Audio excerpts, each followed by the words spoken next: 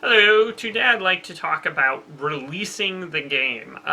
It's actually hard to release the game if you want to do it right. And it's something that, we're still a little over 2 months away, but I'm already really worried about it. So there's a couple factors that go into releasing a game. So the first is picking a release date.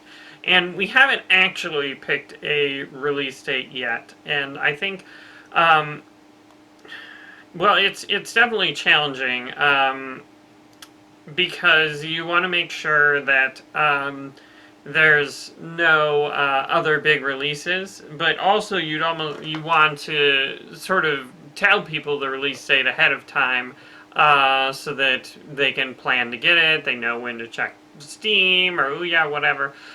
So this has actually been a bit challenging for us, and our release date is still up in the air. I've been talking to the Steam developer team, and they were saying that probably the best thing to do is wait until you're maybe like 3 weeks away from launching, and then try and figure out a good day that avoids the big releases. The downside is then we only have 3 weeks to, drum up support for, hey, our game is releasing, it's coming soon, and getting reviews and stuff.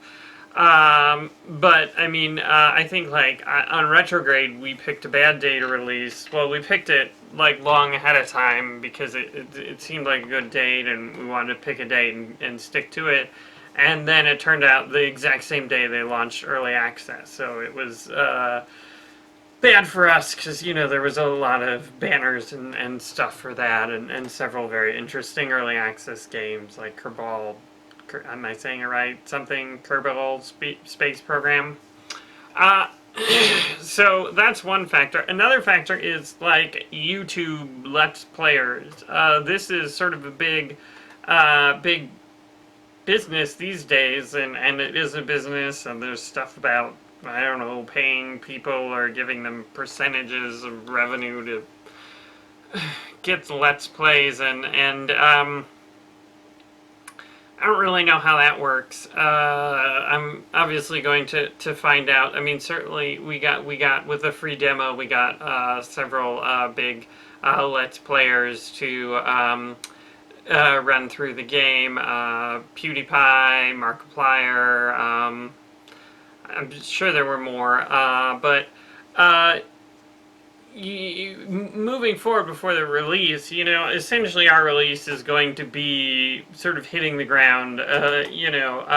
We don't have a lot of room to put out like a press or review build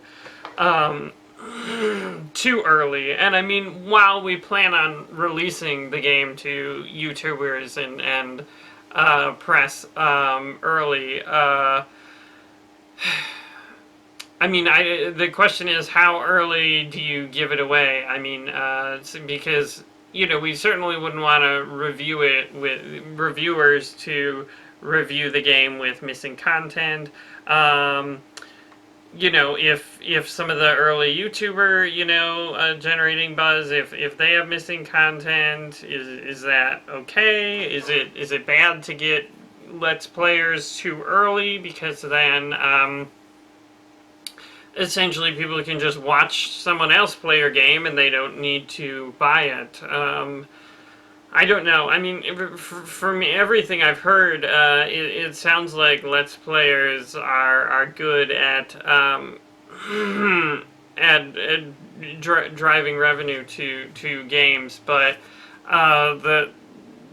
that's assuming they're out. Maybe not. I don't know. But I mean, it seems like we're almost going to have to try and, if we want to get the big Let's Players to cover the game, it seems like we're going to try and have to drum up support, a bit ahead of time, get them a build, get them excited about the game. So, I mean, certainly that's stressful. And then reviews, I mean, we want to give the press review builds early because then that gives them time to, get a review out before the game comes out. Which, I mean, I guess, isn't the end of the world. I mean, I guess it just matters that the reviews come out by the time the game comes out, because, I mean, you want to have the most impact at launch. I think, at least the way it works on Steam, it seems like you want to have this big launch event, get everyone really excited about the game, and get the word out that it's on sale.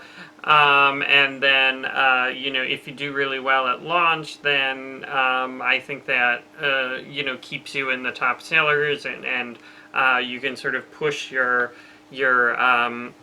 sales event. But I mean, we'd want to sort of